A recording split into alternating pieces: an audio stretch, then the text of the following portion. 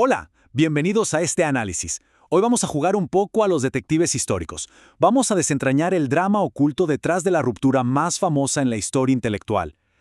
Casi todo mundo ha escuchado hablar de Sigmund Freud y Carl Gustav Jung, ¿verdad? Son los gigantes absolutos de la psicología moderna. Su separación cambió por completo el rumbo del psicoanálisis. Pero aquí está el detalle. La historia que nos han repetido por décadas podría ser, de hecho, un mito súper bien fabricado. Y esto nos lleva a preguntarnos, ¿realmente se separaron por la ciencia? A ver, la narrativa tradicional, esa que está en miles de libros de texto, nos dice que Jung y Freud simplemente tomaron caminos distintos por un desacuerdo científico y objetivo, específicamente sobre la teoría de la libido y la sexualidad infantil. Nos dicen que Jung se volvió demasiado místico y que Freud no tuvo más remedio que alejarse para proteger la integridad científica del psicoanálisis. Pero, piénselo un segundo, ¿fue realmente eso lo que sucedió a puertas cerradas? Entonces, vamos a meternos de lleno en esto. Por un lado, tenemos la historia oficial, que fue básicamente moldeada por la biografía que escribió Ernest Jones. Y claro, Jones era un seguidor incondicional de Freud. Pero por otro lado, gracias a que se descubrieron cartas primadas sin censura, surge una historia crítica. Esta nueva evidencia nos revela que la ruptura no fue para nada un debate frío de laboratorio. No, fue un torbellino de luchas de poder, control de instituciones y, seamos sinceros, un drama personal intensísimo. Para entender todo este enredo tenemos que usar una lupa especial, algo llamado historiografía crítica. Básicamente, esto significa que dejamos de idolatrar a estos grandes hombres como si fueran genios solitarios y empezamos a ver las fuerzas sociales y políticas reales que movían los hilos. Y cuando aplicamos esto al psicoanálisis en sus inicios, nos damos cuenta de que se construyó sobre un montón de mitos que eran súper convenientes.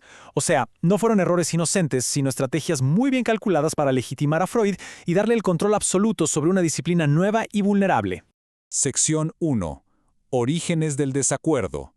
Una divergencia temprana.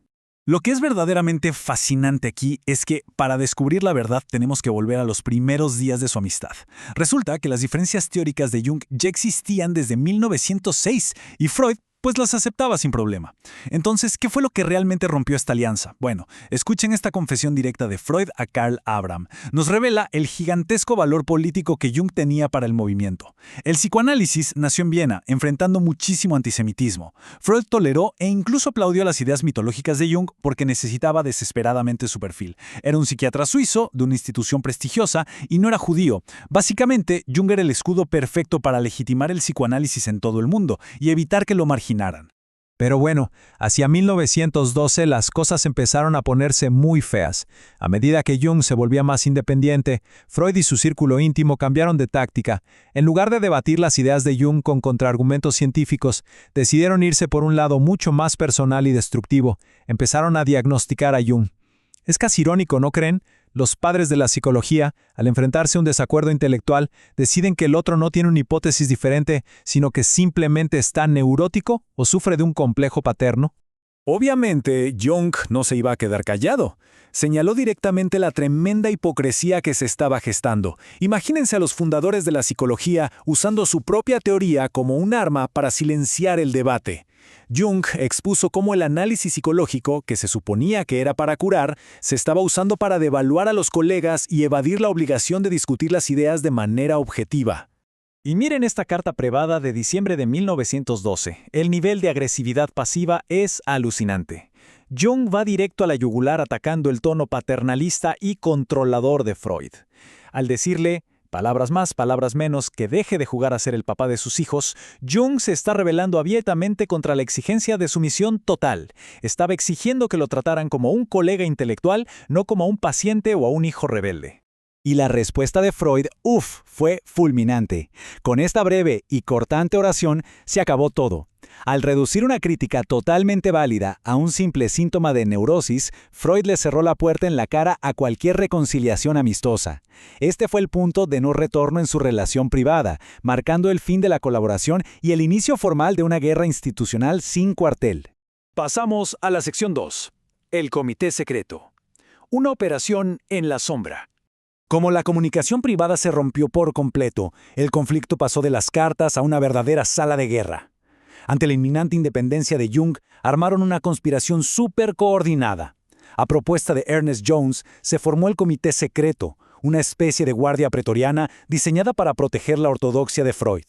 Este grupo cerradísimo operaba en las sombras, organizaban tácticas políticas, controlaban las publicaciones y se aseguraban de que cualquier disidente, muy en especial Jung, fuera marginado y eventualmente expulsado de los círculos de poder. Entonces, el punto crucial aquí es ver lo rápido que escaló todo en esta línea de tiempo. Después de las exitosas conferencias de Jung en Estados Unidos en 1912, la maquinaria en Viena se movió a toda velocidad. Vemos el tenso Congreso de Múnich y luego cómo Jung empezó a renunciar gradualmente a sus posiciones editoriales e institucionales, hasta que Freud publicó su ataque literario en 1914. Esto subraya que la separación fue el resultado de maniobras políticas meticulosamente calculadas, no de una epifanía científica repentina. Y uno de los momentos donde más se cortaba la tensión ocurrió en el Congreso Internacional de Psicoanálisis en Múnich. Jung, a pesar de tener a todo el círculo íntimo de Freud en su contra, fue reelecto como presidente y tomó una decisión que hizo enfurecer al bando vienés. Permitió un espacio para el debate teórico abierto. Para Freud, cualquier intento de poner sus postulados básicos a debate no era ciencia, sino un ataque directo e intolerable a la causa, un ataque que tenía que ser aplastado. Justo después de ese congreso, Freud envió esta fascinante postal a Karl Abraham mostrando el arco de Tito en Roma. Esta pequeña anécdota histórica lo dice todo. Freud usa un tono bélico, súper triunfalista, comparando su resistencia política en el Congreso con sobrevivir a un combate militar. Un poco dramático para una conferencia académica, ¿no? Esto deja clarísimo que Freud veía la situación no como un simposio, sino como una batalla por la supervivencia de su movimiento frente a los suizos. Llegamos a la sección 3. La bomba estratégica.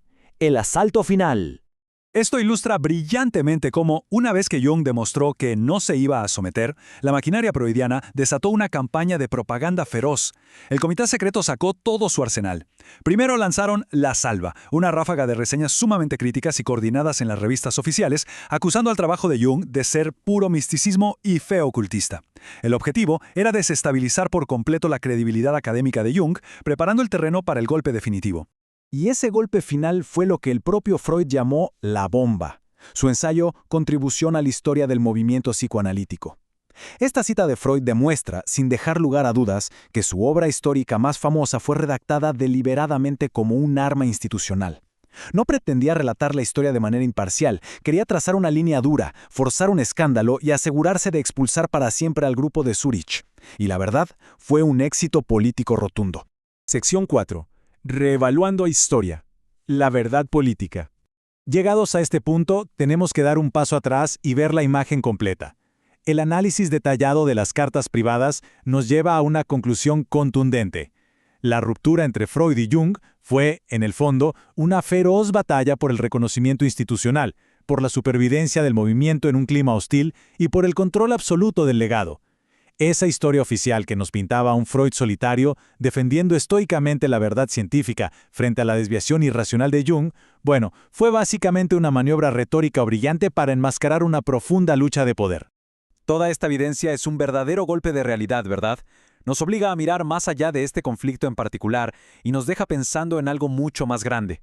Si los cimientos de una disciplina tan influyente como el psicoanálisis estuvieron marcados por conspiraciones secretas, egos heridos y tácticas de guerra institucional, cabe preguntarse cuánta de la historia científica moderna, esa que consideramos puramente objetiva, está en realidad dictada por los vencedores de las batallas políticas humanas.